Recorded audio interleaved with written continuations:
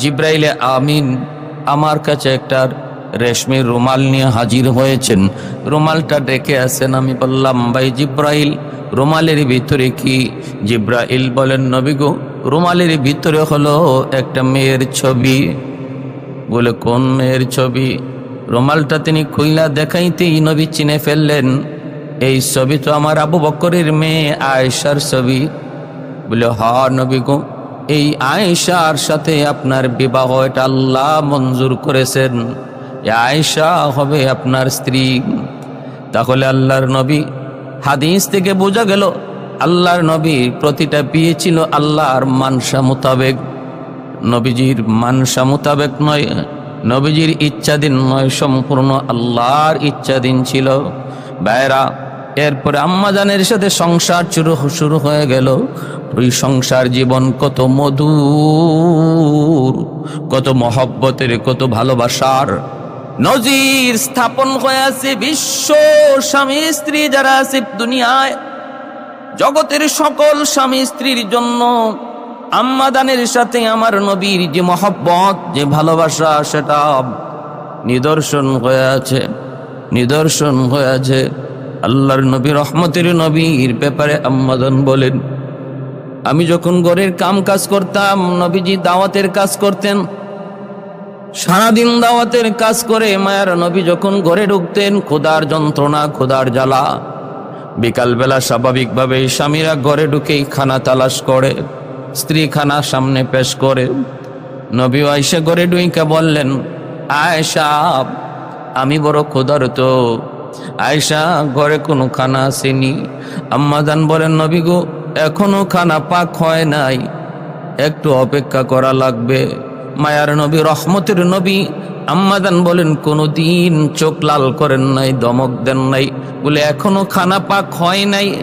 এখনো বুঝি খানা পাক হয় নাই, তাহলে আমি খাবো কি? এমন কথা নবী জীবনে কোনোদিন বলেন নাই। বরং নবী বলেছেন, আয়েশা, তুমি তোমার কাজে মগ্ন থাকো, আমাকে কিছু কাজ দাও, আমি তোমার সাথে শরীক হই। ও আয়েশা, আমি পানিটা নিয়ে আসি, আমি রান্নাঘরের কাজ সামলাই, আমি এই কাজটা করি, আমি ঘর ঝাড়ু দেই। নবীজি তখন আম্মাজানের সাথে ঘরের কাজে শরীক হয়ে যেতেন। আম্মাজান বলেন, এতটাই মহব্বত নবী আমাকে করতেন, এতটাই মহব্বত তিনি করতেন। আমি যেই গ্লাসে পানি পান করতাম, নবী বলতেন, আয়েশা, বাকি পানিটা, অর্ধেক পানিটা রেখে দিও, আমাকে দিও। আমি নবীকে আমার গ্লাসের পানিটা নবীকে দিতাম, আর মায়ার নবী আমার খাওয়া পানিটা নিজে পান করতেন। শুধু তাই নয়, এমনকি গ্লাসের যেই জায়গায় আমি টোট লাগায়া পানি পান করেছি, আমার নবী ওই জায়গায় টোট লাগায়া আমাকে দেখায় দেখায়া মুচকি হেসে হেসে পানি পান করতেন। আমি যে গোশতটা কামড়ায় খাইতাম, নবী বলতেন, আয়েশা, বাকি অংশটা আমাকে দাও। আমি ওই বাকি অংশটা দিতাম। যেই জায়গায় আমি দাঁত দিয়া কামড় দিয়েছি, দিনের নবী, মায়ার নবী ওই জায়গাটাই তিনি দাঁত দিয়ে কামড়াইতেন, আমাকে দেখায় দেখায় মুচকি হাসতেন। এ কথা বুঝাইতেন, আয়েশা, তোমাকে আমি কতটা ভালোবাসি, কতটা মহব্বত করি, তুমি খেয়াল করো। আম্মাদান আয়েশা সিদ্দিকা রাদিয়াল্লাহু তাআলা আনহা বলেন, মায়ার নবী, রহমতের নবী জীবনে কোনোদিন ঘরে ঢোকার সময় সালাম সারা ঢোকেন নাই। আমার নবীর জীবনের সবচেয়ে বড় দাইমি সুন্নত, নবীর জীবনের যতগুলি দাইমি সুন্নত রয়েছে, এর ভিতরে উল্লেখযোগ্য একটি দাইমি সুন্নত হলো, নবীজি কখনো ঘরে ঢোকার সময় সালাম দেওয়ার কথা নবী ভুলে যাইতেন না। আর নবী উম্মতকেও শিক্ষা দিয়েছেন। আম্মাজান বলেন, দৌড় দিয়ে আমরা ঘর থেকে বের হতাম নবীর আওয়াজ পায়া। কেউ যায় নবীর হাত মোবারক ধরতাম, কেউ হাতে যা আছে তা নিতাম। কিন্তু যতবার নবীকে আগানোর জন্য ঘর থেকে বের হয়েছি, ততবার নবীর মুখে মুচকে হাসি দেখেছি। বাহিরের জগতে আমার নবীর উপর কত তুফান, কত তুফান, কত ঝড়, কত গালি, কত নির্যাতন নবীর উপরে না হইত, কিন্তু নবী যখন ঘরে ঢুকতেন, বিবিদের কাছে আসতেন, বাহিরের সমস্ত পেরেশানি আর দুঃখের কথা ভুলে গিয়া মুচকে হাসি দিয়ে আমার নবী ঘরে ঢুকতেন, সালাম দিতেন। ফতোয়ায়ে শামিতে আছে উল্লেখযোগ্য ফায়দা, যেই পুরুষ ঘরে ঢুকার সময় সালাম দিয়া ঢুকবে রে যুবক, জিন্দেগিতে ওই ঘরে কোনোদিন জিনভূতের আসর আসবে না, হবে না। এ আমার মায়েরা খেয়াল করে শুনো, জিনভূতের আসর থেকে বাঁচার জন্য কবিরাজের কাছে দৌড়াও, হাকিমের কাছে দৌড়াও, কত বাটপার, কত জায়গায় কত ছলনা করে কত ধোঁকা দিয়া কত পয়সা তোমাদের আমাদের কাছ থেকে ছিনায় নেই। কিন্তু একটা সহি আমল শিখায় দিলাম, কোনো বাটপার সাটপারের কাছে যাওয়া লাগবে না। ঘর থেকে যদি জিনভূতের আসর দূর করতে হয়, ঘরে ঢুকতে সালাম দিয়ে ঢুকো, অটোমেটিক ঘর থেকে জিনভূতের আসর আল্লাহ দূর করে দিবেন। 2 নাম্বার হলো, এই ঘরের মধ্যে আল্লাহ পাক রব্বুল আলামিন প্রতিটা মানুষের মধ্যে মহব্বত আল্লাহ বাড়ায় দিবেন। স্বামী স্ত্রীর ভিতরে মহব্বত আল্লাহ বাড়ায় দিবেন, ভাই ভাইয়ে মহব্বত আল্লাহ বাড়ায় দিবেন, বাপ বেটার মধ্যে মহব্বত আল্লাহ বাড়ায় দিবেন। ঘরে যদি কারো দূরত্ব থাকে, বেশি বেশি সালামের প্রচলন করো, অটোমেটিক দূরত্ব আল্লাহ সরায়া মহব্বত বাড়ায় দিবেন। সালামের দ্বারা মহব্বত বেড়ে যায়। দুশ্মনী যদি কারো তোমার সাথে থাকে, বেশি বেশি সালাম দাও, সালামের বদৌলতে আল্লাহ পাক তার অন্তরকে দুশ্মনী মুক্ত করে মহব্বতের অন্তর বানায় দিবেন। এজন্য বলতেছিলাম আমার ভাই, আম্মা জান আয়েশা সিদ্দিকা রাদিয়াল্লাহু তাআলা আনহা, তিনি বলেন আল্লাহর নবী এতটাই আমাদের সাথে হাসি খুশি চলতেন, এতটাই হাসি খুশি চলতেন, আমি একদিন বলতেছি, নবী গো, ওই যে দেখেন হাবশী গোলামেরা, ওরা তীর ধনুক নিয়ে খেলায় মগ্ন, ঘোড় দৌড়ের প্রতিযোগিতায় মগ্ন, শুনেছি হাবশী গোলামরা খেলাধুলা করবে। শরীয়তে ওই খেলাধুলা বৈধ, যেই খেলাধুলার মধ্যে ব্যায়াম আছে, যেমন ঘোড়সওয়ার, তীর ধনুক প্রশিক্ষণ, দৌড় প্রতিযোগিতা। এছাড়া অন্য কোনো খেলাধুলা শরীয়তে বৈধ না, সব হারাম। কুল্লু লাবিন হারামুন, সমস্ত খেলাধুলা হারাম। যার মধ্যে ব্যায়াম আছে, শারীরিক পরিচর্যা আছে, সেগুলাই শুধু বৈধ। আম্মাদান বলেন, নবী গো, আমি দেখতে চাই, মন চাই আমি তাদের খেলাধুলা দেখব। নবী বলেন, আয়েশা চলো। আম্মাদানকে নিয়ে নবী বের হলেন।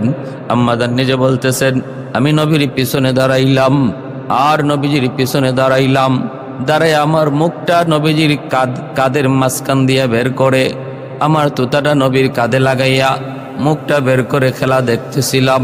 নবীজি আমাকে খেলা দেখাইতেছেন, আমি নবীজির পিছনে, কেউ আমাকে দেখে না, আমি তো নবীর পিছনে, কিন্তু চেহারাটা কাদের মাঝখান দিয়া দেখতেছি, খেলা দেখতেছি, আমার বড় ভালো লাগতেছে। কারণ আম্মাদানের বয়স তো শিশুকাল, বাল্য বয়সে খেলাধুলার প্রতি আগ্রহ থাকাটাই স্বাভাবিক। মায়ার নবী তার সে আগ্রহটা নবী বুঝতে পেরে নিজে খেলা দেখাইতে নিয়ে গেলেন। দেখতেছেন সময় চলে গেল অনেক। আম্মাদান বলেন, আমি অনেকক্ষণ যাবৎ খেলা দেখতেছি, একবারও নবী আমাকে বলেন না, আয়েশা এবার হইছে তো, চলো একটু বাড়িতে যাই। নবী একবারের জন্য আমাকে কথা বলেন না। নবী বলেন না, আয়েশা আমার অনেক কাম, দাওয়াতের কাজ, আমার বহু জিম্মাদারি রে আয়েশা, হইছে তো এবার চলো বাড়িতে যাই। হে আয়েশা, তুমি এমনটা কেমন করে বললা, খেলা দেখবা? এতটুকু সময়ের ভিতরে তুমি তো কোরআন তেলাওয়াত করতে পারো, এতটুকু সময়ের ভিতরে তো তুমি তাসবিহ তাহলিল করলে তোমার অনেক লাভ হবে, এতটুকু সময়ের ভিতরে তুমি 10 রাকাত নফল নামাজ পড়লে তোমার অনেক অনেক লাভ হবে। নবী এমনও বলতে পারতেন, কোনো কথাই নবী বললেন না। নিজের সমস্ত জিম্মাদারির কথাও নবী এই মুহূর্তে বলে গেলেন। আল্লাহর নবী খেলা দেখাইতেছেন। আম্মাজান বলেন, এক পর্যায়ে আমি খেলা দেখতে দেখতে দেখতে দেখতে আমার সমস্ত তৃষ্ণা নিবারণ হওয়ার পর আমার শখ যখন মিটল, তখন আমি বললাম, নবী গো এবার চলেন, আমার দেখার স্বাদ মিটছে, বাড়ি যাই। কিন্তু নবী আমাকে বলেন না, আয়েশা চলো এবার বাড়ি যাই। আমার দেখার স্বাদ মিটার পর আমি যখন বলছি নবী গো চলেন এবার বাড়িতে যাই, তখন নবী বাড়ির দিকে রওনা দিছেন। হাদিসের ব্যাখ্যায় মুহাদ্দিসিনে কেরাম লিখেন, আল্লাহর নবীর জীবনের প্রতিটা আমল হলো ওই সময়ের আমলের শ্রেষ্ঠ আমল। এর দ্বারা একথা বোঝা গেল, স্ত্রীর মনোরঞ্জন রক্ষা করা, স্ত্রীকে একটু আনন্দ দেওয়া, বিবিকে একটু আনন্দ দেওয়া হালাল তরিকায়, সেটা 1000 রাকাত নফল নামাজ, 1000 পারা কোরআন তেলাওয়াতের চেয়েও আল্লাহর কাছে বেশি সওয়াব।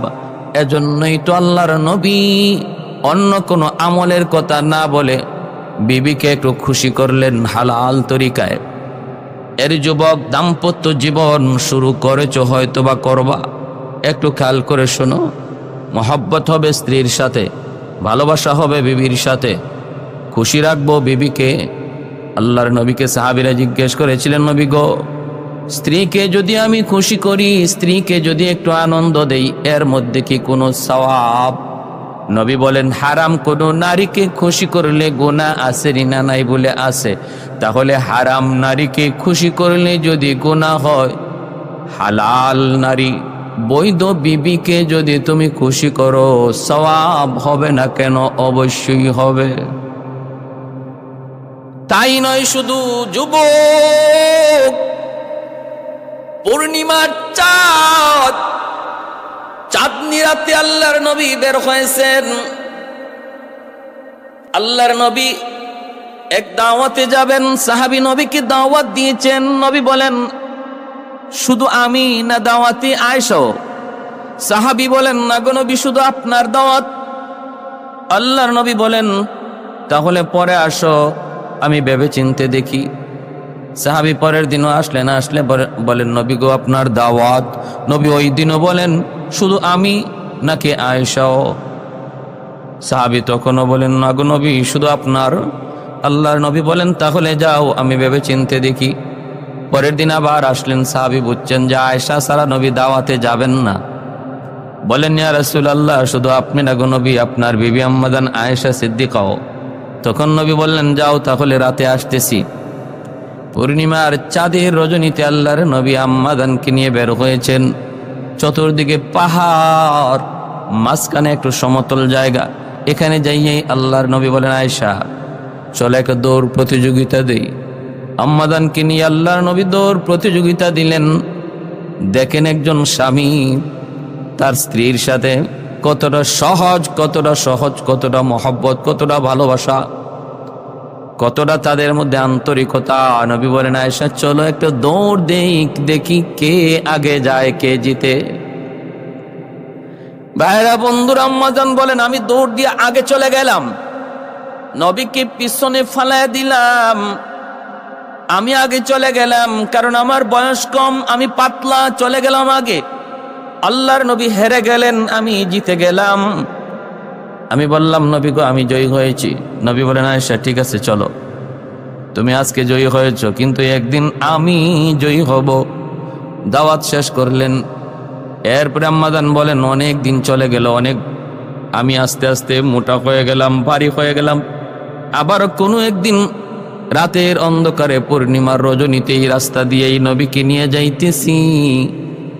এখানে যাওয়া মাত্রই আল্লাহর নবীর ইয়াদ হয়ে গেল, স্মরণ হয়ে গেল। আমারও স্মরণ হলো দৌড় প্রতিযোগিতার কথা। নবী তখন বলতেছেন, আয়েশা আজও তোমাকে নিয়ে একটা দৌড় প্রতিযোগিতা দেব, চলো দেখি কে আগে যায়। এইবার আম্মাজান বলেন, আমি মোটা হয়ে গেছি, ভার হয়ে গেছি, এই প্রতিযোগিতায় আমি হেরে গেলাম। নবী আগে চলে গেলেন। তারপরে নবী মুস্কি হেসে বলতেছেন, আয়েশা আজকের বিজয় ওই দিনের বদলা। সুবহানাল্লাহ, ওই দিনের বদলা। কতটা আন্তরিকতা, ভালোবাসা, মহব্বত। আর আজকে দুশ্মন আমার নবী আর আম্মাজান নিয়া কটাক্ষ করে, তাদের দাম্পত্য জীবন নিয়ে প্রশ্ন তুলে। আম্মাজানের মুখ থেকে একটা অভিযোগ কি পাওয়া যাবে আমার নবীর ব্যাপারে? কোনো অভিযোগ নাই, শুধু ভালোবাসা, মহব্বত আর আন্তরিকতা, একজন আরেকজনকে সাপোর্ট করার ইতিহাস। শুধু তাই নয় আমার ভাইরা, শুনুন, লক্ষ্য করে শুনুন, নবী বলতেছেন, আয়েশা আমি তোমাকে এতটা ভালোবাসি, এতটা ভালোবাসি। ভালোবাসা দেখাইছেন আম্মাজান। নবী একদিন অজু করেন, যেই জল চকিতে নবী বসবেন ওই জল চকির নিচে আম্মাজানের পায়ের আঙ্গুল পড়ে গেল। অজু করাইতেছেন, রক্ত পানির সাথে যাইতেছে। হঠাৎ করে নবীর নজর পড়লো, দেখেন পানি লাল। নবী বলতেছেন, আয়েশা পানি লাল কেন? পানির সাথে রক্ত দেখা যায়, ঘটনা কি? নবী তাকায় দেখেন আম্মাজানের একটা আঙ্গুল জলচকির পায়ের তলে পড়ে গেছে, পইরা থেতলে গেছে, আর আঙ্গুল থেকে রক্ত বের হচ্ছে, পানির সাথে গড়ায় যায়। মায়ের নবী বলেন, আয়েশা এমনটা তুমি কেন করলা? একটু বললা না, করলা না, আহ করলা না, আমাকেও বললা না, নবী গো একটু উঠুন, আমার আঙ্গুলটা আপনার জলচকির পায়ের নিচে পড়ে গেছে, একটু বললা না কেন? আম্মাজান চোখের পানি জড়ায় বলতেছেন, নবী গো সারা জীবন শুনেছি আপনার বিবি খাদিজাতুল কুবরা রাদিয়াল্লাহু তাআলা আনহা জীবন দিয়ে আপনাকে ভালোবেসেছেন। কত রাত আপনার প্রিয়তমা স্ত্রী খাদিজাতুল কুবরা রাদিয়াল্লাহু তাআলা আনহা ঘুমান নাই, দরজায় পিঠ লাগায় আপনার অপেক্ষা করেছেন। আর আমি আয়েশা তো মাত্র আমার আঙ্গুলটা আপনার পায়ে, আপনার জলচকির পায়ের নিচে ফেলাইছি, আপনার মহব্বতে শুধু আঙ্গুলটা গেছে। নবী গো শুধু আঙ্গুল নয়, আমি আয়েশা বলতেছি আমার কলিজাও যদি আপনার ওই চকির পায়ার নিচে পড়ে যাইতো, তবু আমি করে আপনাকে কষ্ট দিতাম না, আমি বলতাম না গো নবী আপনি একটু উঠুন, এই বইলে আপনাকে কষ্ট দিতাম না। কলিজা ছিদ্র হয়ে গেল, আমি আয়েশা পর্যন্ত করব না। নবী বলেন, আয়েশা এতটাই খুশি, আমি তোমার উপরে এতটাই খুশি হয়েছি রে আয়েশা, একবার তুমি আমাকে বলো কি চাও, তুমি যা চাইবা আমি তোমাকে তাই দেব, এই মুহূর্তে তুমি যা চাইবা আমি তোমাকে তাই দেব। আম্মাজান অবাক হয়ে গেলেন, বলতেছেন, নবী গো আমি কি চাইবো? আমি যা চাইবো আপনি তাই দিবেন? বলে হ, তাই তোমাকে দেব, তুমি বলো তুমি কি চাও, তুমি বলো। আম্মাজান কত বুদ্ধিমতী নারী ছিলেন, তিনি বলেন, তাহলে আমাকে একটু সময় দেন গো নবী, একটু সময় দেন। নবী বললেন, যাও তোমাকে সময় দিলাম। দৌড় দিয়া বাবার কাছে চলে আসলেন। আয়েশা বলতেছেন, আব্বাজান এই মুহূর্তে মায়ার নবী আমার উপর এতটা খুশি, তিনি বলছেন আমি যা চাইবো নবী তাই আমাকে দিবেন। এবার আপনি একটু বলে দেন আমি নবীর কাছে কি চাইবো। সুবহানাল্লাহ। আবু বকর সিদ্দিক বলেন, মারে একটু যা বলবি, কিন্তু শর্ত আছে, নবী যা বলবেন যাও, নবী তোমাকে যা দিবেন আমার কাছে আয়েশা সবার আগে বলা লাগবে, সবার আগে বলতে হবে, এই শর্তে আমি তোমাকে বলবো। বলে ঠিক আছে গো আব্বা। তিনি বললেন, জয় বলো নবী গো আমি জানতে চাই, আমি আপনার কাছে চাই, কি চাই জানেননি? মেরাজের রজনীতে আল্লাহর সাথে আপনার কাছাকাছি বসে বসে অনেক কথা হয়েছে, হাবিব আর মাহবুব অনেক কথা হয়েছে, আশিক আর মাশুকের মধ্যে বহু আলাপ হয়েছে, কথা ঠিক না? বলে হ্যাঁ, যতগুলি আলাপ হয়েছে, যতগুলি কথা হয়েছে, সবগুলি কথা আপনি উম্মতকে জানাইছেন, কিন্তু একটা কথা আপনি আজও পর্যন্ত কাউকে জানান নাই। আজও পর্যন্ত আল্লাহর সাথে আপনার একটা কথা এমন হয়েছে যেই কথা কাউকে এখনো পর্যন্ত জানান নাই। ওই কথাটা আমি আয়েশা আপনার কাছে জানতে চাই। সুবহানাল্লাহ। কৌনাইন মুখতারে খুদা তুমকো বানায়া, कौनैन मुख्तार खुदा तुमको बनाया, उम्मत का निगाहबान खुदा तुमको बनाया, उम्मत का निगाहबान खुदा तुमको बनाया। मौला मेरा आका मेरा रहमत की नबी है, ताजदार मदीना है तो माहे अरबी है, ताजदार मदीना है तो माहे अरबी है। अशजार ने देते हैं नबूवत के शहादत, तशकीक कमर में है तो अंगुल की इशारात, तशकीक कमर में है तो अंगुल की इशारात। আল্লাহর নবী বলতেছেন, আয়েশা এত সুন্দর প্রশ্ন তুমি নিজের থেকে বলতে পারো না, মনে হয় আমার আবু বকর তোমাকে শিখাইয়া দিছি। ঠিক আছে, আমি যখন ওয়াদা দিয়েছি তাহলে তো বলতেই হয়। আয়েশা তাহলে শোনো ওই কথাটা কি? ওই কথাটা হলো আল্লাহ আমাকে জানাইছেন যদি আমার কোনো উম্মত কোনো মানুষের বাঙ্গা মন খুশি করে, বাঙ্গা দিলটারে খুশি করে, যদি আমার কোনো উম্মত কোনো মানুষের ভাঙ্গা দিল জোড়া লাগায়া দেয়, আল্লাহ পাক রব্বুল আলামিন তার উপর খুশি হইয়া একটা ফেরেশতা আল্লাহ তার জন্য সৃষ্টি করে দেন। আর ওই ফেরেশতা কিয়ামত পর্যন্ত শুধু তার জন্য প্রতিটা সময়ে সময়ে আল্লাহর কাছে দোয়া করতে থাকে এবং তাকে জান্নাতে পৌঁছায় দেয়। সুবহানাল্লাহ। তাহলে কি বুঝলাম? একজন মানুষের ভাঙ্গা মন কেউ যদি জোড়া লাগায় দেয়, কষ্টে আছে, কোনো এক আঘাত পেয়েছে, আপনি তার এই আঘাতটা দূর করার চেষ্টা করেছেন, তার মনের কষ্টটা দূর করার চেষ্টা করেছেন, যে কোনো পন্থায় হোক, কাজের দ্বারা হোক, কথার দ্বারা হোক, সাহায্য করার দ্বারা হোক, তার পাশে দাঁড়ানোর দ্বারা হোক, সান্ত্বনা দেওয়ার দ্বারা হোক, যদি আপনি তার মনের কষ্টটা একটু দূর করার চেষ্টা করেন, আল্লাহ এতটা খুশি হয়, এতটা খুশি হয়।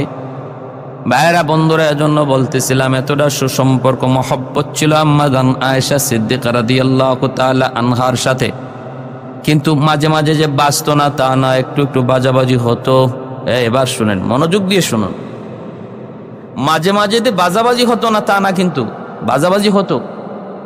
স্বামী স্ত্রীর ভিতরে দাম্পত্য জীবনে একটু মনোমালিন্য, মান অভিমান হবেই, থাকবেই, সেটা নবীর সাথেও ছিল। কিন্তু ওই অবস্থায় করণীয় কি? একদম চইটা মইটা গালাগালি কইরা সংসার ভেঙ্গে দেওয়া না। আমার নবীর জীবন থেকেও আমরা এই বিষয়ে শিক্ষা পাই। শয়তান সর্বদা প্রস্তুত থাকে কখন কখন কোন সময় জানি স্বামী স্ত্রীর ভিতরে এসে ঝগড়া লাগায়া সংসারটারে ভেঙ্গে দিতে পারে, স্বামীর মুখ দিয়া কিভাবে তালাক শব্দটা বের করাইতে পারে, এই ব্যাপারে শয়তান সর্বদা উৎসুক থাকে। শয়তান পানির উপরে তার দরবার বসাইছে, আর ওই দরবারের সমস্ত চেলাদেরকে ডাকছে, ডাইকা বলে আজকের দিনে খারাপ কাজ কে কি করছো আমাকে রিপোর্ট পেশ করো। একজনে বলে আমি নামাজে যাইতেছিল, তারে কুমন্ত্রণা দিয়ে নামাজ থেকে ফিরাইছি। আর একজনে বলে আমি একজনকে দেখলাম, হ্যাঁ সে টাকা কামাই করব কেমনে এই চিন্তায় ঘুরে আমি তারে সুদের ব্যবসার চিন্তা মাথায় ঢুকাইয়া দিলাম, আমি আরেকজনকে দিয়ে ঘুষ খাওয়াইলাম, আমি আরেকজনকে দিয়ে মিথ্যা বলাইলাম, আমি আরেকজনকে দিয়ে এরকম ভাবে জিনা করাইলাম। শয়তান সবার কথা শুনে আর খালি কয় বুঝছি, এটা তো হবেই, এটা তো তোমাদের কাজই, এটা তো স্বাভাবিক কাজ করছো, এটা এমন বড় কোনো কাজ নয়। হঠাৎ করে একজন বইলা উঠছে, ওইটা কয় জাহাপনা আমি একটা কাম করছি বলে কি, আমি স্বামী স্ত্রীর ভিতরে কোনো একটা নরমাল বিষয় নিয়ে তর্ক বিতর্ক লাগাইয়া এক পর্যায়ে আমি তাদের মনের ভিতরে ওয়াসওয়াসা দিয়া দুইজনের মনের মধ্যে সন্দেহ জাগাইয়া দিয়া স্বামী মূলত এটা করে নাই, স্ত্রী সন্দেহ করেছে, স্ত্রী এটা করে নাই কিন্তু স্বামী সন্দেহ করেছে, এই জিনিসটা সৃষ্টি করে দিছি আমি। আর এক পর্যায়ে তারা চড়তে স্বামী স্ত্রীর তালাক দিয়া দিছে, সংসার ধ্বংস। ইবলিস চেয়ার থেকে লাফ দিয়ে উঠে গেল, দৌড় দিকে বুকে জড়ায় নিল, মাথায় তুইলা নাচতে লাগলো। আজকের দিনের সবচেয়ে বড় কাম তুমি করছো, সবচেয়ে বড় কাম তুমি করছো। তোমার দ্বারাই সবচেয়ে খারাপ কাজ সংগঠিত হয়েছে, সবচেয়ে বড় জঘন্য কাজ সংগঠিত হয়েছে। তাহলে দেখেন, শয়তানের কাছে যতগুলা গুনাহ আছে, যতগুলা তাদের ডিউটি আর দায়িত্বের মধ্যে যত বড় দায়িত্ব তারা যেটাকে মনে করে সেটা হলো যে যদি স্বামী স্ত্রীর ভিতরে বিচ্ছেদ ঘটানো যায়। এজন্য আমার ভাইয়েরা বলবো, সাবধান। মনোমালিন্য থাকতেই পারে, হতেই পারে। ওই অবস্থায় আল্লাহর কোরআন বলে পরিবারের পক্ষ থেকে, নিজের পরিবারের পক্ষ থেকে, দুই পরিবারের পরিবারের কাউকে না কাউকে মধ্যস্থতাকারী মেনে তোমরা সমাধানে বসো। এর আগে তারে উপদেশ দাও। স্ত্রীর কাছে দোষ দেখছো, ফাইজু হুন্না, তারে নসিহত করো। এতেও যদি সে তোমার উপদেশ না শুনে, ওয়াহ জুরু হুন্না, বিছানা ত্যাগ করো, বিছানা দূরে সরাও। ওয়াদরিবু হুন্না, একটু হালকা মারধর করো। নবীজি মারধরের ব্যাপারে বলেছেন গায়ে কোনো স্পট পড়তে পারবে না, এমন মেসওয়াক দিয়া, হাদিসে আছে মেসওয়াক দিয়ে এরকম একটু আঘাত করা। এটা আঘাতের অর্থ তার শরীরে নির্যাতন করা না, তারে একটু সেজন্য অপমানবোধ মনে করে যে আজকে আমার গায়ে হাত উঠলো, শুধু এতটুকু, কোনো দাগ উঠবে না। এটা 3 নম্বর স্তর। প্রথম স্তরে মায়ের নয়, প্রথম স্তরে ওয়াজ, দ্বিতীয় স্তর হলো বিছানা ত্যাগ, তারপরে হলো হালকা মারধর। এতেও যদি না হয় তখন পরিবারের একজনকে ডাকো। আমার নবী রহমতের নবী, ওয়াজ নবী, তো এরকম নসিহত সর্বদাই বিবিদেরকে করতেন। এরপরও কোনো বিষয়ে একটু বাজাবাজি হয় নাই যে তা না, হইছে। আল্লাহর নবী বলতেছেন, আয়েশা, ও আয়েশা, তোমার আব্বাকে বিচারক মানবো নাকি ওমরকে মানবো? তোমার আমার বিষয়টা দেখবে কে? আম্মাদান বলেন, ওমরকে আমার ভয় হয়। তাহলে তোমার আব্বাকে? বলে, হ, আব্বারে ডাকেন। আবু বকর সিদ্দিক রাদিয়াল্লাহু তাআলা আনহুকে ডাক দেওয়া হলো। তিনি আসলেন। নবী এবার বসাইয়া বলতেছেন, আবু বকর, বিচার করবা তুমি। আয়েশা আর আমার মধ্যে একটু মান অভিমান চলছে। নবী বলেন, আয়েশা, তুমি কখন আমার উপর অভিমান করো আমি টের পাই। যখন তুমি আমার উপর কিছু অভিমান করো তখন তুমি বলো ইব্রাহিমের খোদার কসম, আর যখন তুমি আমার উপর খুশি থাকো তখন বলো মুহাম্মাদের রবের কসম। আবু বকর, তুমি বিচার করো। এইবার নবী বলতেছেন, আয়েশা, তুমি আগে বলবা না আমি আগে বলবো? আম্মাজান বলেন, আপনি আগে বলেন। আপনি আগে বলেন, কিন্তু যা বলবেন সত্য বলবেন, মিথ্যা বলবেন না। যেই মাত্র এই কথাটা বলছেন, সিদ্দিক আকবর গেছেন বিচার করতে, দুজনের সালিশি করতে, কথা শুনতে। কিন্তু আম্মাজান যেই মাত্র বললেন, আপনি আগে বলেন, কিন্তু যা বলবেন সত্য বলবেন, মিথ্যা বলবেন না, সাথে সাথে ওইটাই মেয়েকে এমন জোরে একটা চর মারলেন। আম্মাজানকে চর মারতে তিনি ঘুইরা নবীর পিছনে চইলা আসলেন। আয়েশা নবীর পিছনে দাঁড়ায় জড়সড় হয়ে তিনি কাঁপতেছেন। আবু বকর সিদ্দিক আবার গেলেন মারতে, আর বললেন, বেয়াদব, কি বলছো নবীর শানে? যা বলবেন সত্য বলবেন। আমার নবী জীবনে মিথ্যা বলছেন নাকি? বেয়াদব। আবার যখন মারতে গেলেন, নবী আবু বকরকে থামাইলেন। থামায় বলতেছেন, সিদ্দিক, থামো, তোমাকে বিচার করতে, শাসন করতে আনি নাই, সালিশি করতে এনেছি। মার দূর করতে আনি নাই, সালিশি করতে এনেছি রে আবু বকর। এমনটা যদি আমি বুঝতাম তাহলে তোমাকে আনতাম না, ডাকতাম না। নবী যখন ধমক দিলেন, আবু বকর সিদ্দিক তখন দাঁড়ায় গেলেন, আর সামনে বাড়লেন না, ঘর থেকে বের হয়ে গেলেন গুসায়। নবীজি তখন আম্মাজানকে বুকে জড়ায় ধইরা তিনি আদর করতেছেন। আম্মাজান ভয়ে কাঁপতেছেন।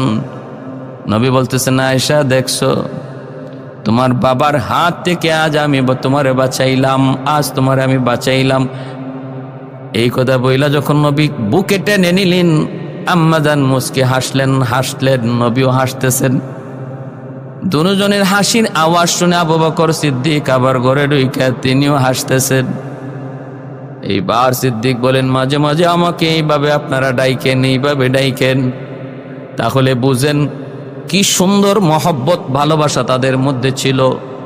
বিন্দু পরিমাণ অভিমান হয়েছে, কিন্তু তালাকের পর্যায়ে কখনো উঠে নাই, সংসার ভেঙ্গে দেওয়ার পর্যায়ে কখনো যায় নাই। এজন্য মনে রাখো যুবক, তালাক বহুত বড় খতরনাক এক বিষয়। সাবধান, তালাক দেওয়ার আগে একটু ভাবো শরীয়ত বৈধ করেছে, কিন্তু তালাক শব্দ উচ্চারণ হওয়া মাত্র নবী বলেন আল্লাহর আরশটা কাঁপে উঠে। এটা এমন এক তীর, ধনুক থেকে বের হলে যেমন তীরকে আর ফিরে আনা যায় না, পুরুষের জবান থেকে যখন তালাক শব্দটা বের হয়, এটাও ধনুক থেকে তীর বের হওয়ার মতো, আর ফিরে আনা যায় না। রাগের বসে তালাক দেওয়ার, গুসার বসে দেও, মদ খায়া দেওয়ার, গাঞ্জা খায়া দাও, হাসি মুখে দেওয়ার, ছলনার বসে দেওয়ার, কৌতুকের বসে দাও, যে কোনো অবস্থায় তালাক শব্দটা মুখ থেকে বের হওয়া মাত্রই তালাক পতিত হয়ে যায়। এজন্য সাবধান, তালাক দেওয়ার পরে অনুশোচনা, অনুতপ্ততা কয়া কোনো লাভ নাই, কোনো অনুতপ্ত হওয়ার কোনো সুযোগ নাই। বমি করলে নবী বলেন ওই বমি যেমন আর খাওয়া যায় না, তালাক প্রাপ্তা মহিলাকে তালাক দেওয়ার পরেও তাকে নিয়ে সংসার করার আর কোনো সুযোগ থাকে না। আরে হিল্লা বিল্লা থন না এগুলা, এটা হিল্লা করে স্ত্রীকে আবার আনা, আল্লাহর নবী বলেন যেন সে বমি কইরা আবার নিজের বমি খাইলো, কঠিন বিষয়। এজন্য সব করতে পারো, হ্যাঁ, শাসন যা আছে তা করতে পারো, কিন্তু তালাক শব্দ মুখ দিয়ে আনবা না, কারণ এই তালাকের দ্বারা শয়তান সবচেয়ে বেশি খুশি হয়। শয়তানের যত প্রকারের শয়তানি আছে, এর মধ্যে জঘন্যতম শয়তানি হলো কোন স্বামী স্ত্রীর মধ্যে তালাক সৃষ্টি করে দাও। আমার ভাইয়েরা, বন্ধুরা, জন্য বলতেছিলাম, আসুন আমরা আমার নবী আর আম্মাজানদের মধ্যে যে কি মধুর সম্পর্ক ছিল, ওই সম্পর্কের কথা ইয়াদ করে আমাদের দাম্পত্য জীবনটাকে এইভাবে সাজাই। স্বামী স্ত্রীকে স্যাক্রিফাইস করবে, স্ত্রী স্বামীকে স্যাক্রিফাইস করবে, ছাড় দেওয়ার মনোভাব জন্মাতে হবে। ভুল হতেই পারে, মানুষ মাত্রই ভুল হবে, তার কাছে ভুল হবে একটা, কিন্তু তার কাছে গুণ থাকবে আরো 99টা। একটা থাকবে দোষ, 99টা থাকবে গুণ, 50টা থাকবে দোষ, 50টা থাকবে গুণ। তুমি গুণের দিকে খেয়াল করো, মানুষ মাত্রই ভুল। আমার ভাইয়েরা, এজন্য সন্দেহ থেকে দূরে থাকি। স্ত্রী আর স্বামীর মধ্যে আজকে সন্দেহের কারণে অধিকাংশ সংসার নষ্ট হয়ে যাচ্ছে। সমাজে অহরহ তালাক, শুধু তালাক, বেশিরভাগ মহিলাদের পক্ষ থেকে তালাক আসতেছে, মহিলারা তালাক চাইতেছে। নাউজুবিল্লাহি মিন যালিক। দুনিয়া কোথায় চলে যাচ্ছে আমার ভাইয়েরা, বন্ধুরা? এজন্য বলবো, আসুন একটু সন্তানের দিকে খেয়াল করুন, ছোট ছোট মাসুম বাচ্চাগুলোর দিকে একটু খেয়াল করুন। তালাকের দ্বারা শুধু স্বামী স্ত্রী দুজনের জীবন ধ্বংস হয় তা না, তৃতীয় আরেকটা পক্ষ যাদের কোনো দোষ নাই, সে অবলা শিশু, সেই অবুঝ শিশুগুলার জীবন কি হবে? নিরাপত্তাহীনতায়, অন্ধকারের দিকে তাদেরকে ঠেলে দেওয়া হয়। এজন্য বাপমার কাছে অনুরোধ, একটু নিজের দিকে তাকান, সন্তানের দিকে তাকান। যত ভুল ভ্রান্তি নিজেদের মধ্যে আছে, বসে সমাধান করার চেষ্টা করেন। কখনো সংসার ভাঙ্গার দিকে যাবেন না। আল্লাহর দোহাই, আল্লাহ আমাদের সবাইকে আমল করার তৌফিক দান করুন। বিবা রাদিয়াল্লাহু তাআলা আনহা, আমার নবীর একজন পবিত্র বিবি, মা উম্মে হাবিবা রাদিয়াল্লাহু তাআলা আনহা, তিনি হলেন মক্কার কাফেরদের লিডার আবু সুফিয়ান। ওনার খুব আদরের মেয়ে, কলিজার টুকরা মেয়ে। মেয়েদের মধ্যে কিছু মেয়ে আছে যাদের প্রতি বাপমার মহব্বত একটু বেশি থাকে, স্বাভাবিক, একটু চটপটে, বেশি মাকে মা কয়ে ডাকে, আব্বাকে আব্বা কয়ে ডাকে। এজন্য উম্মে হাবিবার প্রতি আবু সুফিয়ান খুব দুর্বল ছিলেন। সেই উম্মে হাবিবা রাদিয়াল্লাহু তাআলা আনহা, তিনি আর তিনার স্বামী দুজন বাবার মতবাদ ছেড়ে আল্লাহর নবী, রহমতের নবী, মায়ার নবীর ধর্ম গ্রহণ করলেন। আবু সুফিয়ান সেটা মেনে নিতে পারেন নাই। কলিজার টুকরা মেয়ে কিন্তু মুহাম্মদের ধর্ম গ্রহণ করেছে, এই কথা শোনার পর সাথে সাথে অত্যাচারী হয়ে উঠলেন। নির্যাতন শুরু হলো, চতুর্মুখী নির্যাতনে পড়লেন। পরে এক পর্যায়ে স্বামী স্ত্রী দুজন মক্কা থেকে হিজরত করে হাবশায় চলে গেলেন। হাবশায় যাওয়ার পর এই উম্মে হাবিবা রাদিয়াল্লাহু তাআলা আনহা কিভাবে আমার নবীর পবিত্র বিবি হলেন, বড় ইন্টারেস্টিং, বড় মজার, বড় শিক্ষণীয় একটা ঘটনা। হাবশায় চলে গেলেন। একদিন উম্মে হাবিবা রাদিয়াল্লাহু তাআলা আনহা তিনি স্বপ্নে দেখেন তার স্বামী ভিন্ন ধর্মে চলে গেছে। ঘুম থেকে লাফ দিয়ে উঠলেন, তার আকৃতি পরিবর্তন হয়ে গেছে। স্বপ্নে দেখেন তার আকৃতি বদলায় গেছে, মানুষের আকৃতি না। লাফ দিয়ে উঠলেন।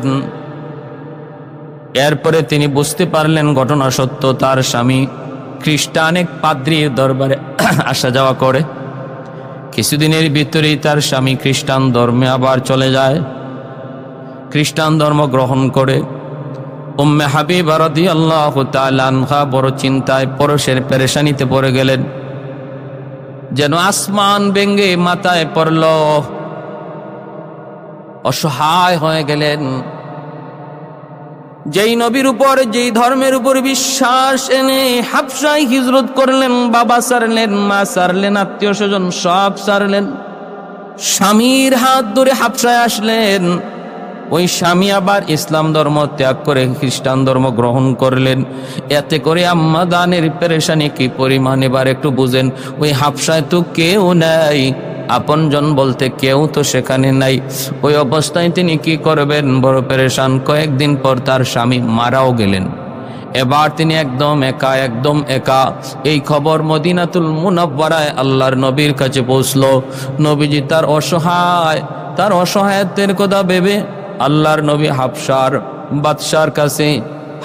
বাদশার কাছে নবীর বিয়ের প্রস্তাব দিয়ে পাঠাইলেন। বলে, আপনি উম্মে হাবিবার কাছে আমার তরফ থেকে বিয়ের প্রস্তাব দেন। হাবশার বাদশাহ লোক পাঠাইল উম্মে হাবিবা রাদিয়াল্লাহু তাআলা আনহার কাছে। দরজার সামনে কে যেন নক করলো। মা ডাক দিয়া বলতেছেন, কে? বলে, আমি হাবশার বাদশার পক্ষ থেকে এসেছি। দরজাটা খুললেন। কি খবর? বলে, খবর হলো মদিনা থেকে মুহাম্মদুর রাসূলুল্লাহ আপনাকে বিয়ের প্রস্তাব দিয়েছেন। আম্মা জান বলেন, আমি এত খুশি হয়েছি, মনে হলো যেন আকাশের চাঁদ আমার হাতে চলে এসেছে। এতটা খুশি হয়েছি, এতটা খুশি, আকাশের চাঁদ যেন আমি পেয়ে গেছি। হাতের কাছে যা ছিল সব কিছু আমি ওই আগন্তুক লোক, সংবাদ দানকারী মানুষটাকে যা ছিল তাই দান করে দিছি। একজন মানুষ যখন খুশি হয়, খুশি হইয়া আসে, যে খুশির সংবাদ শোনায় তারে অনেক কিছু হাদিয়া দেয়। যেমন আমার নবীর জন্মের খবর আবু লাহাবের বাদী সুয়াইবা আমার নবীর জন্মের খবরটা আবু লাহাবকে জানাইছিল। জানে বলছিল, আপনার ভাতিজা হইছে, আব্দুল্লাহর ঘরে ভাতিজা হইছে। এই কথা শুনে আবু লাহাব এত খুশি হয়েছিল, আঙ্গুল ইশারা দিয়া বলেছিল, সুয়াইবা তুমি আমাকে আজ এত খুশি করলা, আমার ভাইটা আজকে দুনিয়ায় নাই, আমার ভাইয়ের সন্তান হয়েছে, আমি এত খুশি হয়েছি। যাও, এই খুশির সংবাদ দেওয়ার বদলা হিসাবে আমি তোমাকে আজাদ করে দিলাম। তখনকার সময়ে একজন গোলামের জন্য জীবনের সবচেয়ে বড় পাওয়া, সবচেয়ে বড় চাওয়া ছিল আজাদি। ও ভাইরা, বন্ধুরা, আম্মাজান বলেন, আমি যা ছিল তাই লোকটারে দিয়া দিছি। এরপরে মদিনায় আমাকে আনা হলো সসম্মানে। আল্লাহর নবীর সাথে বিবাহ হলো, বিবাহ বন্ধনে আবদ্ধ হয়ে গেলাম। এইদিকে মক্কায় আবু সুফিয়ানের কাছেও সংবাদ চলে গেল, তোমার মেয়ে উম্মে হাবিবা এখন আর হাবশায় না, তিনি তো এখন মদিনায়। শুধু মদিনায় সাধারণ মহিলার বেশে নয়, মুহাম্মাদুর রাসূলুল্লাহর পবিত্র বিবিদের একজন বিবি।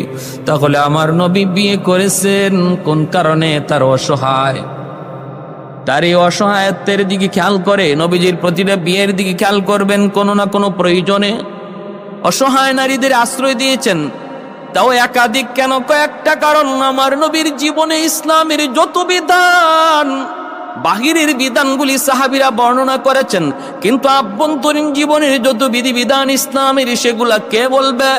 বিবিরা একজন প্রত্যেকের দৃষ্টিকোণ থেকে, প্রত্যেকের বিবেক থেকে, জ্ঞান থেকে নবীর জীবনের আভ্যন্তরীণ লাইফটা তারা ইয়াদ রেখেছেন। মহিলারা নবীর কাছ থেকে জানতে চাইলে সুযোগ পান না, আম্মাজানদের কাছ থেকে শরীয়ত বুঝে নিতেন, জেনে নিতেন। তাহলে আমার নবীর একাধিক বিয়েটাও ছিল উম্মতের ফায়দায়, গোটা উম্মতের ফায়দার দিকে খেয়াল করে নবী বিয়ে করেছেন। তাও কতগুলি বিয়ে, যতগুলি বিয়ে সবগুলি বিয়ে ছিল বিধবা নারী, অসহায় নারী, আশ্রয়হীন নারী। অথচ আমার নবীকে মক্কার সবচেয়ে সুন্দরী নারী তার নবীর ঘরে দেওয়ার জন্য মক্কার কাফিরদের প্রস্তাব ছিল, মুহাম্মদ কোন সুন্দরী নারী তুমি চাও, আমরা দিতে প্রস্তুত। নবী তো রাজি হন নাই। ভাইরা বন্ধুরা, আম্মাদান নবীর ঘরে আসলেন।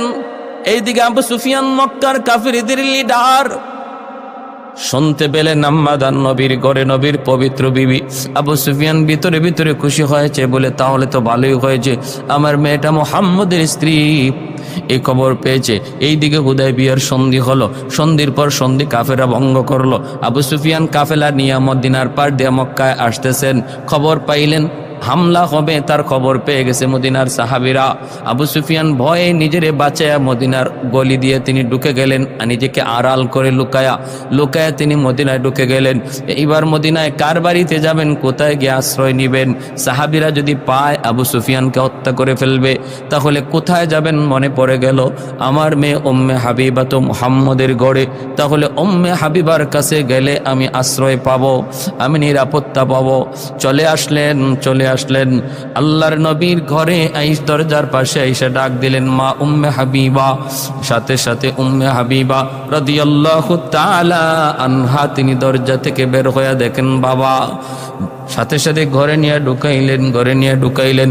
আবু সুফিয়ান বসতে চাইবেন, দেখেন বসার কিছুই নাই, চেয়ার নাই, চেয়ার নাই, কোনো সোফা নাই, বসার মতো কোনো পরিবেশ নাই, আছে শুধু একটা খাটের উপরে একটা চাদর। ওই চাদরটার মধ্যে আবু সুফিয়ান বসতে চাইলেন। সাথে সাথে মা উম্মে হাবিবা টান দিয়া চাদরটা উঠে ফেললেন। এইবার আবু সুফিয়ান বলতেছে, মারে আমি কি ওই চাদরে বসার উপযুক্ত নই? তুমি কি তোমার বাবাকে ভুলে গেছো?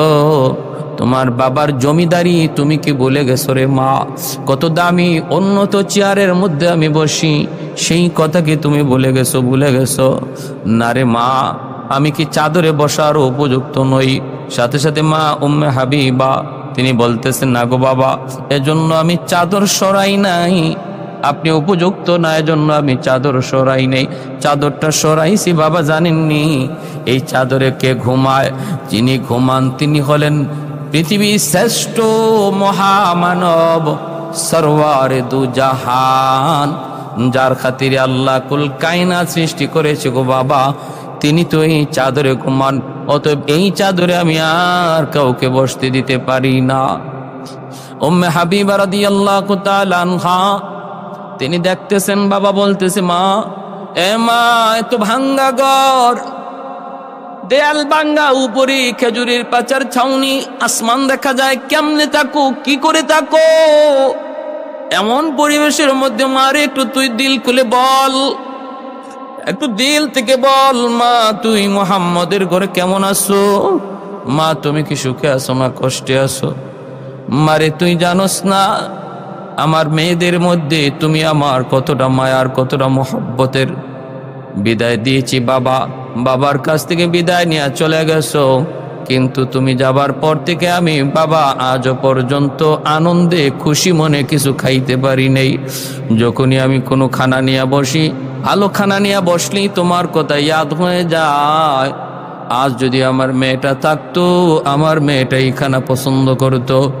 বাইরে একজন মা বাবা যখন মেয়েটাকে স্বামীর হাতে তুলে দেয়, তখন বাপ মা বুঝে তার দিলের হালত, বাপ মা শুধু বুঝে তখন তার দিলের হালত, আর কেউ বুঝবে না।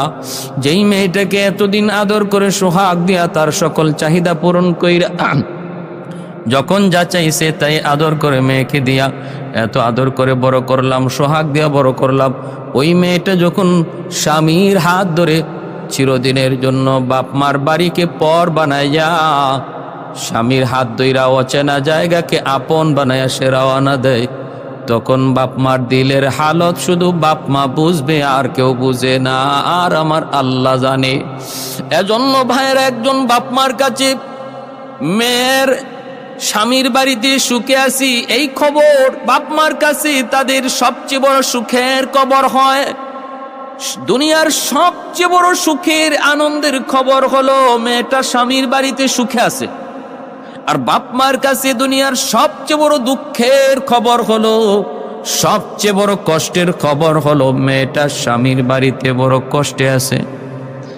এজন্য আবু সুফিয়ান বলতেছে, মা একটু বল মা, তুই মুহাম্মদের ঘরে কেমন আছো? আমি তো মুহাম্মদের চিরশত্রু, বহুত বড় দুশমন, আর তুমি মুহাম্মদের ঘরে বিবি।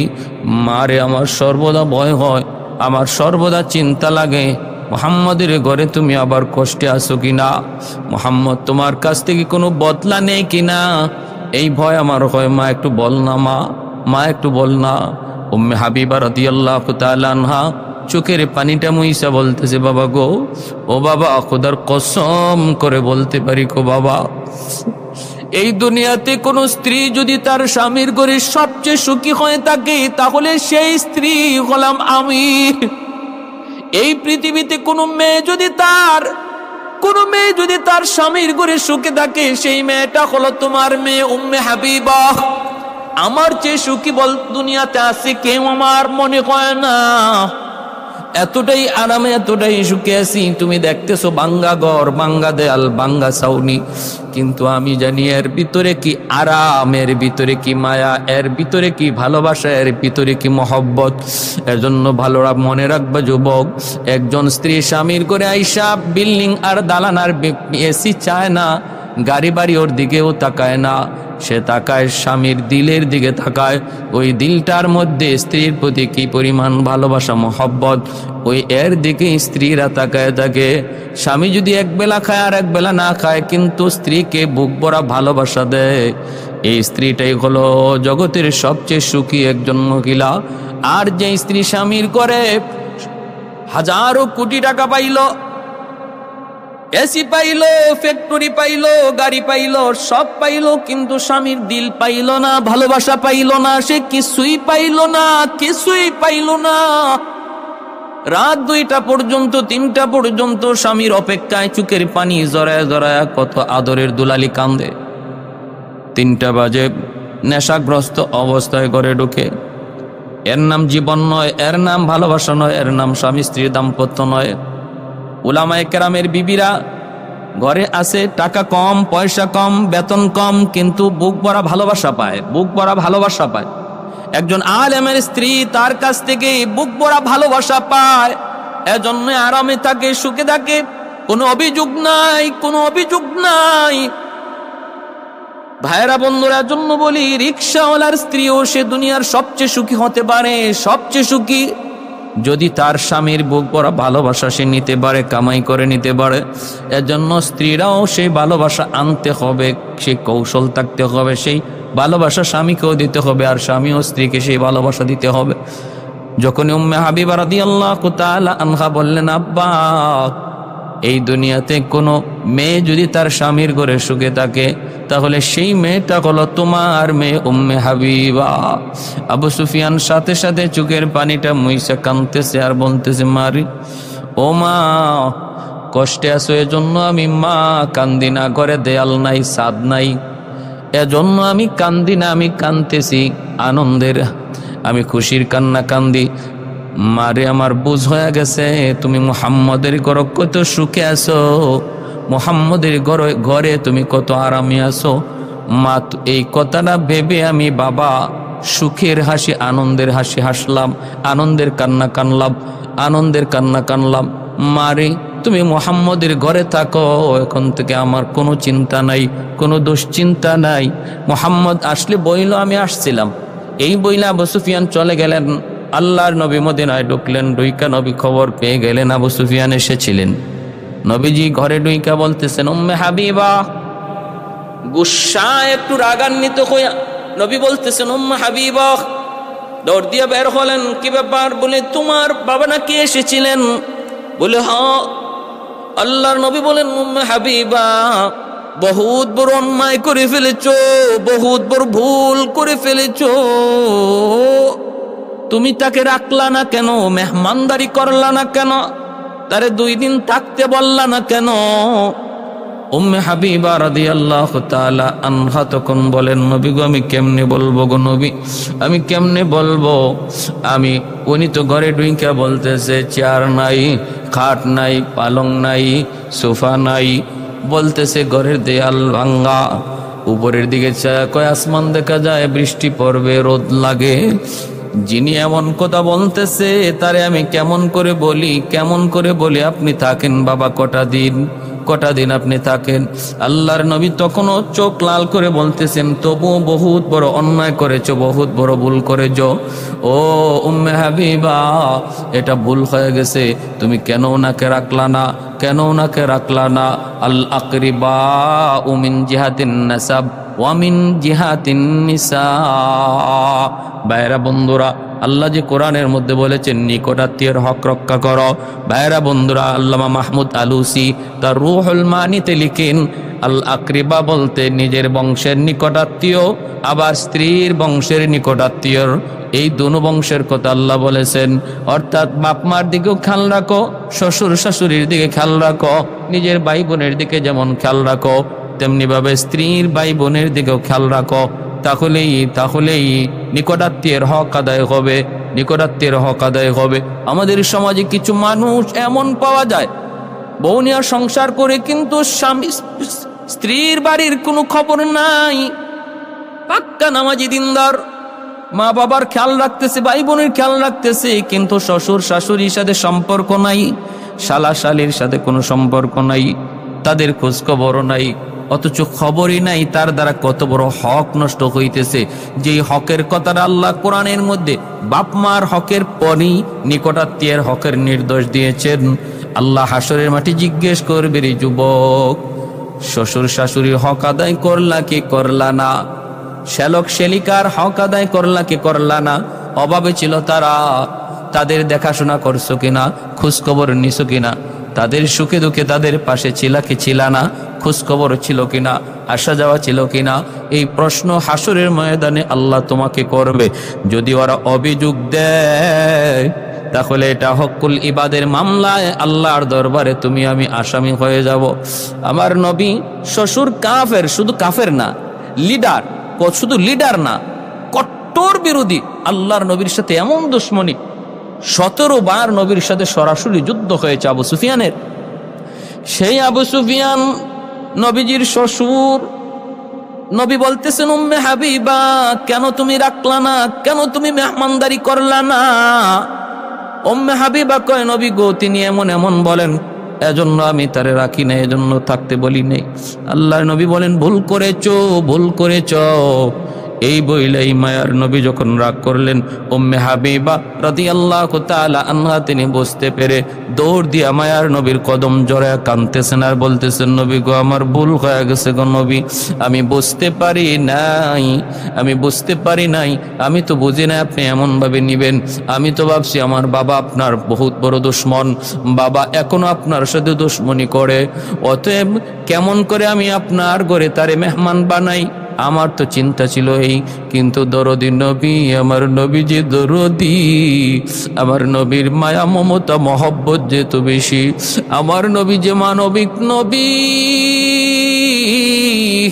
আমার নবী যে একজন মানবিক নবী, রহমতের নবী, এই কথা আমি ভুলে গিয়েছিলাম, ভুল হয়েছে গো নবী, মাফ করে দেন। আর আপনি একটু দোয়া করেন, আল্লাহ যেন আমার আব্বাকে আপনার সাহাবী বানায় দেয়, আল্লাহ যেন আমার আব্বাকে হেদায়েত দান করে, একটু আপনি দোয়া করেন। আল্লাহর নবী তখন বলতেছেন, উম্মে হাবিবা, নবীজি ধৈরা নবী উপরে উঠে আদর করে বলতেছেন, উম্মে হাবিবা, দোয়াটা আমি করব না, দোয়াটা তুমি করো, আর তোমার সাথে আমি নবী আমিন আমিন বলবো। উম্মে হাবিবা রাদিয়াল্লাহু তাআলা আনহা তিনি সাথে সাথে হাত উঠাইলেন, হাত উঠায় বলতেছেন, আল্লাহ তুমি আমার বাবাকে তুমি হেদায়েত দান করো, আল্লাহ আমার আব্বাকে আমার স্বামীর সাহাবী হওয়ার তৌফিক দান করো। যেই মাত্র দোয়া করলেন, আমার নবী সাথে সাথে আমিন আমিন বললেন। নবী আমিন বলতে দেরি হয়, আসমানে কবুল হতে দেরি হয় না। কবুল হয়ে গেছে, এজন্য মক্কা বিজয়ের মুহূর্তে আবু সুফিয়ান কালেমা পড়ে মুসলমান হয়েছেন, কালেমা পড়ে মুসলমান হয়েছেন। আল্লাহর নবী আর সাহাবায়ে কেরামের মক্কা বিজয়ের দৃশ্য দেখেই তিনি কালেমা পড়ে মুসলমান হয়ে গেছেন। হযরত আব্বাস রাদিয়াল্লাহু তাআলা আনহু তিনাকে ঘোড়ার পিঠের পিছনে বসাইয়া নবীর দরবারে নিয়ে আসছেন। হযরত ওমর ডাক দেয়া বলতেছেন, দুশমন এসেছে, কল্লা ফালায়া দিমু। কিন্তু হযরত আব্বাস রাদিয়াল্লাহু তাআলা আনহু বলেন, ওমর, আবু সুফিয়ানকে আমি নিরাপত্তা দিয়েছি। নবীর দরবারে হাজির করলেন। আল্লাহর নবীর দরবারে হাজির হয়ে আবু সুফিয়ান কালেমা পড়ে মুসলমান হয়ে গেলেন। তখন আব্বাস রাদিয়াল্লাহু তাআলা আনহু বলতেছেন, নবী গো, আবু সুফিয়ানকে একটু সম্মান করুন। নবী বললেন, সম্মান? আবু সুফিয়ানের ঘরে আজকে যারা আশ্রয় নিবে তারা নিরাপদ, যার যার ঘরে যে দরজা বন্ধ করবে তারা নিরাপদ, হেরেমের ভিতরে যে অবস্থান নিবে তারা নিরাপদ, যার হাতে তলোয়ার থাকবে না সে নিরাপদ। এইভাবে নবী আবু সুফিয়ানকেও সম্মান দিলেন, সম্মান দিলেন, ইজ্জত দিলেন। এ ভাইয়েরা, বন্ধুরা, জন্য বলতেছিলাম, একটু খেয়াল করে শুনুন। আল্লাহর নবীর দাম্পত্য জীবনের প্রতিটা বিবাহ ছিল এমন, প্রত্যেকটা বিবাহের পিছনেই ছিল এক ঘটনা, প্রত্যেকটা বিবাহের পিছনেই ছিল কোনো না কোনো প্রয়োজন। সবচেয়ে বড় প্রয়োজন ছিল উম্মতের ফায়দা। সবচেয়ে বড় প্রয়োজন কি ছিল? উম্মতের ফায়দা। এই নবীর আজকে বিবাহ শাদী নিয়া দুশ্মন কালিমা লিপনের চেষ্টা করে। আরে আমার নবীর চারিত্রিক কোনো দোষ যদি থাকতো, আবু জাহেলের চেলারা আর মদিনার উবাই বিন সুলুল, আব্দুল্লাহ বিন উবাই, যে মুনাফিক সর্দার, সর্বদা নবীর পিছনে লেগে থাকতো, তারা যদি চারিত্রিক কোনো দোষ পেত তাহলে তো তখনই সেটাকে ফলাও করত, তখনই সেটা বলে দিত মানুষের কাছে নবীকে ছোট করার জন্য। এজন্য নবীর আশিক নিজের জীবন দিতে পারে, কিন্তু আমার নবীর শানে আঘাত করবে সেটা সইতে পারে না। আলহামদুলিল্লাহ, সারা বিশ্বে, সারা দেশে, সারা প্রতিষ্ঠানে, স্কুল, কলেজ, ভার্সিটি সহ প্রতিটা আশিকের রসুলের অন্তরে নবীর ইশক আছে, প্রমাণ আমরা পেয়েছি। আলহামদুলিল্লাহ, প্রমাণ পেয়েছি। যখনই যে নবীর শান নিয়ে বেয়াদবি করেছে, ইদানিং যে বেয়াদবি করেছে বেশরমার দলেরা, আজ স্কুল, কলেজ, ভার্সিটির ছেলেরা যেইভাবে নবীর ইশক ভালোবাসা নিয়ে রাজপথে ছিল, প্রমাণ হয় আশিক রসুল মরে যায় নাই, আশিক রসুলরা মরে যায় নাই। নবীর সম্মান রক্ষার জন্য সর্বদা আশিক রসুল জীবন দিতে প্রস্তুত। যতদিন এই দেহে তাকে বেপরান, ততদিন গেয়ে যাব নবীজির শান। যতদিন এই দেহে তাকে বেপরান, ততদিন গেয়ে যাব নবীজির শান। নবীজি আমার জীবন মরণ, নবীজি আমার জীবন মরণ, নবীজি আমার জানের জান।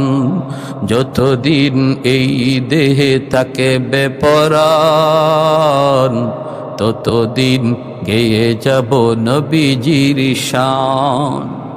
কেড়ে নিতে চায় যারা নবীজির মান, রুখে দাঁড়াবো তাতে যায় যাক প্রাণ।